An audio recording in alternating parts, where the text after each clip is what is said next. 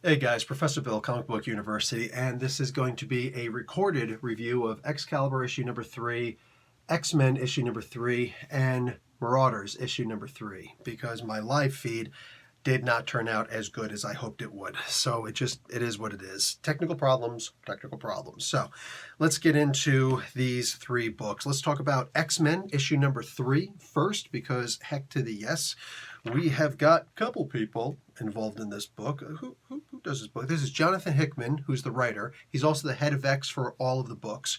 Leinil Francis Yu is the artist. Jerry Allen Guilan and Leinil Francis Yu are the inkers. The color artists are Sunny Rowe and Rain Barretto. VC's Clayton Cowles does the letters. The book is designed by Tom Mueller, and the cover artists are Leinil Francis Yu and Sunny Rowe. Alex Ross does a variant cover. So does Mike Bugone and Rachel Rosenberg. Okay. Stan Lee and Jack Kirby, of course, created all of the original X-Men. This issue is called Horde Culture. Compound word. All right. I love this name because it sounds a lot like horticulture. There goes my voice. Horticulture, which is the study of plants and, the act of actually raising plants and all that good stuff, which is perfect because there's these 4 new characters in here. They're explained in pretty good detail after you already get to meet the characters, and they beat up on all of the X-Men for the most part. They are 4 old women, and we don't know if there are more of them someplace else, but for right now, there's these 4 old women. They are botanists and, plant engineers, basically. They got some mad skills, all right? Yeah, and they are somehow able to usurp the portal that goes to the Savage Land. That's right. The Krakoan gate that brings people to the Savage Land, mutants to the Savage Land, they were able to walk right through it. They're wearing these really cool suits. They're giggling, well, not giggling, they're just being silly and old women to each other, and they take out all these mutants. These were the non-fighting mutants, you could tell. It's Savage Land, nobody wants to go to Savage Land, it's terrifying, right? But a bunch of non-fighting, for the most part, mutants. They all get taken down pretty easily. I think I saw, Colossus there, which, but he didn't speak. It was just a quick image, and it was like blurred background, so maybe, I don't know. Anyway, so these guys all get taken down really quick. Yeah, that's right. They have this gel. It's this green gel. Looks like Ecto-Cooler or Slimer, sliming people. Anyway, it immediately takes away your powers. It could also encase you and leave you in status, leaves you static. You know what I'm saying? You're stuck in suspended animation. So these women decide we're going to capture a whole, but we're going to steal a bunch of these plants and we're going to move on. You know what I'm saying? Because we got things to do and we got to investigate what's going on. See, they actually explain their evil plan to the next group of mutants who come over. It's just Cyclops and Emma Frost and Sebastian Shaw. All right, so the Black and the White Queen and freaking X-Man extraordinaire, Cyclops, Scott Summers. So all members of the Silent Council, 3 of the 12 members, a quarter of the freaking 12.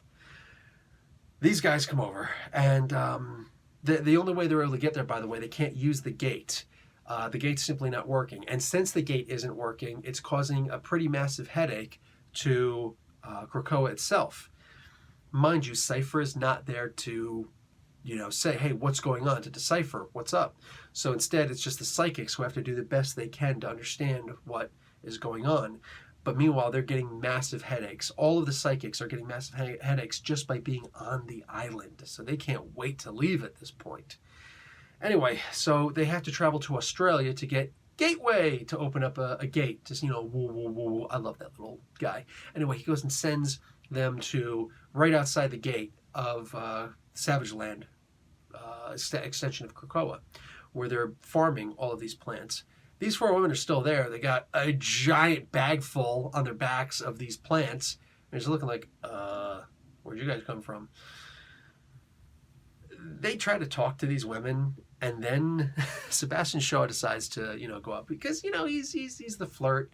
He's the guy, he sleeps with some chicks. He's like, hey, how you doing? Don't forget to check out Marauders. There's a whole bunch more on that there. Anyway, he walks up and he's just like, how you honeys doing? What's up? And he goes into exasperating detail about why they need to make a deal and hang out. And I'm just like, why don't these guys just beat up on these women? Like, I'm being serious, man. Smack these women around. They just took out all these other mutants, and you're going to sit there and be like, no, I'm super cool. We all right. No. Sebastian Shaw got jacked. He got gassed in the face, and then they just started like butt stroking him to the head while he's laying on the ground. They jacked homeboy up pretty bad. He could have to get a couple extra punches in the face when he gets his powers back in order to get that healing factor to kick in and heal up that face, man. He got jacked up bad. Emma Frost is like, I can't seem to use, they got some kind of psychic dampener. I can't, read their minds or anything. What's going on? Cyclops is like, whatever. There's a really great moment here where he just aces these women. The problem is, they use their own powers in a really excellent way. Which powers am I talking about? They psych him out. They're like, you broke my hip. You actually broke my hip. I can't walk. Oh my God. Oh my God, I'm sorry. Let me come over and help you out. Gas to the face. Yo. These dudes just got straight jacked. Emma Frost is like, okay, I'm going diamond form. And I'm just saying, please don't come over here and beat me up because I'm actually a nice person. I love in the beginning how Jean frosted her, all right? Jean Grey, she put her on ice. She just, boom. Hey, yeah, I really like your shoes. Really? They're a couple sizes too small for you, I'm sure, but I could let you borrow them if you want. Yeah, I'm not really into borrowing. That's more your thing. Like when you borrowed my husband. Ooh. Tss. Anyhow. So this was look, a lot of people are going to say this was silly. Yes, it was. We could use a little humor, and there wasn't too much science in this one, which was probably really good for a lot of people's brains because, like, come on, we need to calm down a little bit with that, all right? And this is the engineer saying that. The end of this issue goes and tells us that what is it? I already translated this stuff. As eat at the table. I don't know what that means. A.S. eat at the table. I'm just going to call that a typo. Until I know better, that's a freaking typo. Okay, let's get on to a book that I didn't really like at all. This was Excalibur, issue number 3. Let's get into who made this comic book, and then we'll get into the nitty-gritty deets of it. We got Teenie Howard doing writing, Marcus Toe on art, Eric Arcianega on colors, VC's Corey Petit on letters, Tom Mueller doing the design, Mohammed Asrar and Matthew Wilson doing the cover art, Koi Pham and Maury Hollowell doing the variant cover art. Okay. And this issue is called Three Covenants. Verse 3, Three Covenants. A lot of threes in there for this issue 3, right? What is it? Oh my God, there's 3 number 3s. Like, magically, according to magic, mathematically, that means, well, absolutely nothing. It means 9. You know what I'm saying? Or 12, depending on how you want to play with it. It could be 1 if you want to divide it. Or it could be 0 if you're going to subtract it. Who cares? Okay? That's actual math, not this nonsense that they're trying to do. The powers of 3 will set you free. Yeah, sure. Anyway, this was pretty much a big nothing burger. If you remember the way that it ended in the previous issue, you had Shogo wound up turning into a dragon when they went to Otherworld, and everybody's, where's Shogo? Oh, what's going on? Well, in this issue, everybody knows what happened to Shogo right away, so it really has an interesting break in continuity there. Or at least in the story. It's like, well, where's the moment where they finally realized? Because they led us to believe that this was going to be a fight, and they were going to wind up attacking this dragon. But no, we all knew, but they didn't know. What's up with that? So they just, no, erase it. We all know that this is Shogo. Okay. What do you call it? Jubilee is big time trying to get Betsy Braddock to be like, listen, we got to go back or do something because I don't like that Shogo's a dragon.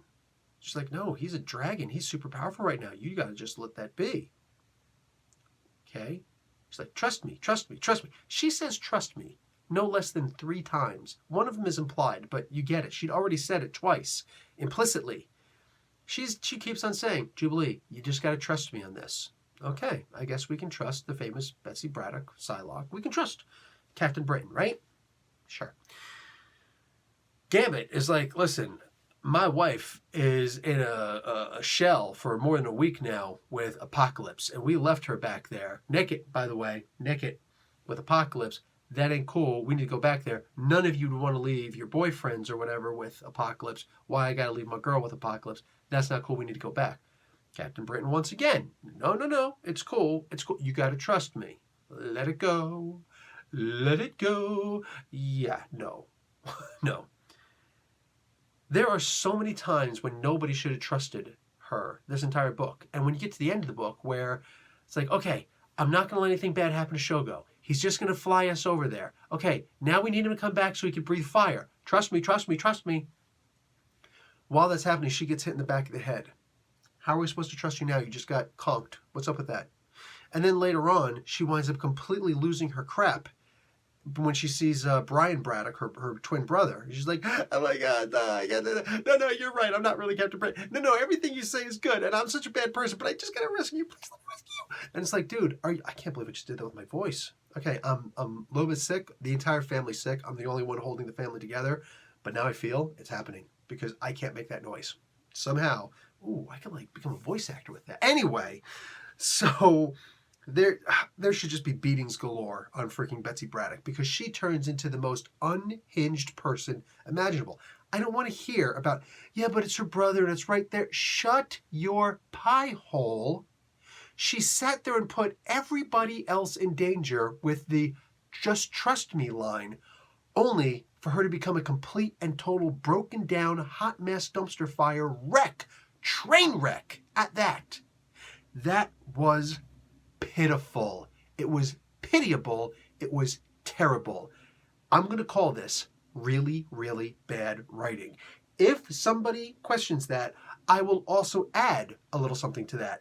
The entire conversation that happened from the beginning to the end of this comic book, everybody talks about Brian Michael Bendis doing Bendis speak. You find me a better example of Bendis speak than what happened in this comic book. It's infectious. Like the family spreading the freaking flu over here. It's too late to get my flu shot. Guess what? Guess what? This entire book is riddled from page to page, panel to panel with Bendis speak style writing. It's just a bunch, like, I get it, the original Excalibur comic book wasn't fun. Or, well, excuse me. It was nothing but fun. It was silly humor for the most part. At least the first 10 issues that I read and then I fell off the comic book, that original volume, I just didn't like it, okay? So I get it. This book seems to be trying to go back in that direction. So right away, I'm not going to dig it. But there's a difference between writing characters in a way that's, funny, as opposed to writing them to be completely irresponsible and putting babies at harm. They didn't even test to see if Shogo could breathe fire. Like, really breathe fire. And they combat tested him.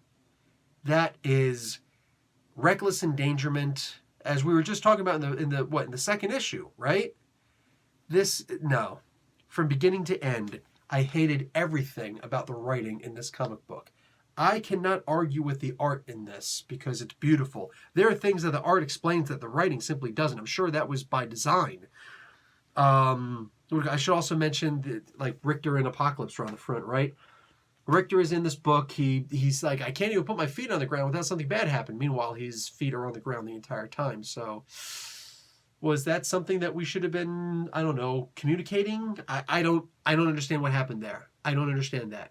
Anyway, the whole time, like, instead of actually asking one of the X-Men themselves or anybody, he's going on freaking AOL chat forums talking about, hey, so I've got powers, and I don't want to tell you who I am, I want to remain anonymous, but I got powers, and I'm just wondering if I go to Krakoa, will it be like a power amplification, and I'll be completely out of control, or will I be in control there, even though I'm not really in control here?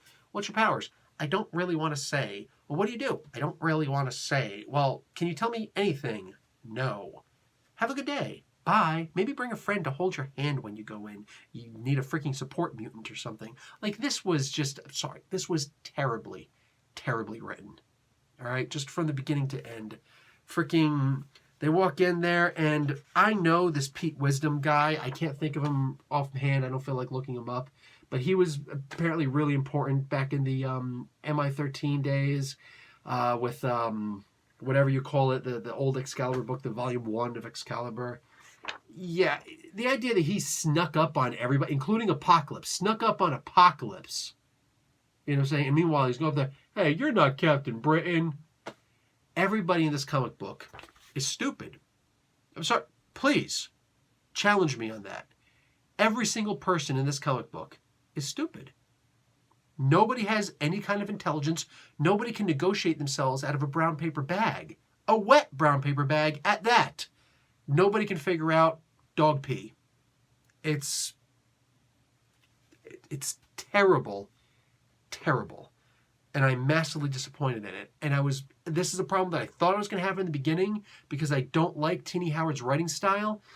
Right now, the only thing I could say that is positive is that it seems as though this book isn't actually connected to any of the other Dawn of X books, which means that I can drop it because I really want to just drop it. I'm probably going to check out issue 4 if I have the energy to. And I'm serious when I say it. You know, when you ever go up to a book and you're just like, do I have the energy to read this book? No? Well, then you don't review comic books because that happens a lot with me. And I usually wind up dropping them after that issue because I can't. I'm not one of those guys who likes to review comic books that I don't like. I want my comic books to be good. But when you have a comic book that is part of a series of books, and it's like, crap, I have to read it, right? Otherwise I'm not going to understand what's happening in the other issues. Well, it seems like that's not necessarily the case. So Excalibur gets one more issue. If it's even decent, I will continue reading it, or at least I'll do it a case-by-case basis. But I'm like that of just falling off the book. And I really hope it doesn't get in continuity with the rest of the book in any way that's important, Let's talk about Marauders, issue number 3. This was a really fun issue. We've got the Red Keep, we've got the Black Keep, we've got the White Keep, Palace, whatever you're going to call each and every one of them. The Red Keep, the Blackstone it's called, and the White Palace. So all, you'd figure these things are all like, separate from each other. No, they're all like right next to each other. Red Keep, Blackstone, White Palace. They're all right next to each other in Hellfire Bay. I love that. And they're both in a situation where it's like, you get out of hand, we got to wipe you from the face of Krakoa at the very least. The Black King, Sebastian Shaw, he had a plan for someone who he wanted to be the Red Queen. We thought the Red Queen, right? No, that's not what he wanted at all. He had plans, not like we thought. It's funny that Emma Frost kept on saying he's just going to try and, convince one of his girls who he, some tot floozy whatever, who he slept with to, be the Red Queen so that he can dominate her and have some kind of, say, so he can have a 2/3 say over the Hellfire Club by manipulating this other person. Yeah, sure. That's not actually what happens in here. Anyhow,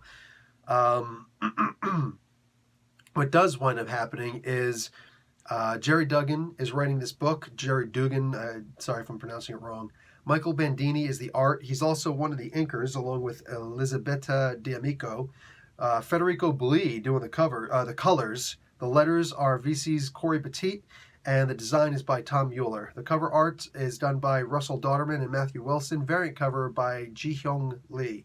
Jay Bowen does the production. Okay, so this issue is called The Bishop in Black. Oh, that's right, we get a black bishop in here. But first, we get what Sebastian Shaw was actually trying to propagate and prop up as the Red King, and that was his son, Shinobi Shaw. We see in here how Shinobi Shaw had killed himself by phasing his hand, using his density manipulation, and phasing his hand through his brain and killing himself. That's the second time he actually died. The first time he died by his father's hand. So the only time he's ever really been killed was actually by a Shaw. Either his daddy or himself. Anyway, interesting. So he's back now. The 5 resurrect him. Professor X is mysteriously in this book. Not really that mysteriously. You can tell that it's in the past, right? And then it goes to now, but we don't know how long ago this was because it doesn't really matter. It's the idea that this happened a while ago and now that Professor X is dead. Hey, guess what? So we get to see that he actually planned on Shinobi being the Red King. He actually gets him clothes in red and all that stuff. But then he gets the information that, oh no, there's a Red Queen. She was already named. It's Kitty Pryde, blah, blah, blah, blah. They're hanging out. They're trying to reconnect, basically. Shinobi still wants to kill his dad, a little bit at least. But he's not entirely sure if he actually wants to follow through with it. So, we'll see. We'll see. But, and Shinobi winds up reacquainting himself with the Yakuza. So, boom. Gets his sword back and all that good stuff. But he's in serious heavy debt because they don't care if he was dead or alive. They want the debt that he owes with massive amounts of interest on it. Okay, better get to work. You better start hustling, buddy. So at one point, Sebastian Shaw comes out and is like, okay, they apparently picked a red queen. You can't be the red king. I'm sorry. But what you can do is put on the black clothes because I'm going to need a bishop. Boom. Black bishop. Just like that. We also get the teeterings of what could be the red bishop, so that would be for Kitty Pryde. And Kitty wants it to be Bishop himself. All right? Lucas Bishop, I think his name is. Yes, I mentioned this before. It would be awesome if it was Bishop. It only fits, right? But Bishop doesn't want to be a part of the Hellfire Club. He knows what the Hellfire Club does in the future. He doesn't want anything to do with it whatsoever. Maybe he can be swayed, but right now it looks like not. But the next issue, they're promising a red bishop. Okay, cool. Yeah, the next issue is called International. The next issue for Excalibur was called Word to the Wise. So the next issue of Marauders is International. It's funny that throughout all three of these books, they point out the idea that Black Tom is actually a lot more powerful, a lot more sensitive to his powers than I'd given him credit for. He has the ability to recognize when the island of Krakoa, when its mass increases or decreases, just destabilizes by 0.00001%. That is crazy. That's crazy. So he has the ability to, and the island mass has been shrinking a little bit. A whole bunch of crazy stuff has been happening. This is back in the X-Men book. Sorry, this is just stuff that I'm remembering that I probably shouldn't have forgotten, but happens. Anyway, growth mindset, and yeah, they just get into a little bit of good stuff when they get to Krakoa is screaming. So, Krakoan wildlife has gotten more aggressive. This is interesting. You remember what happened with Beast, the animal who was killing him, and Wolverine having to save the day. After a period of over 1 month, no reported incidents with the island's wildlife. But there have been 6 incidents in the last hour alone. Yeah, all the people from Vietnam that I know, this would be called the Tet Offensive. Just saying.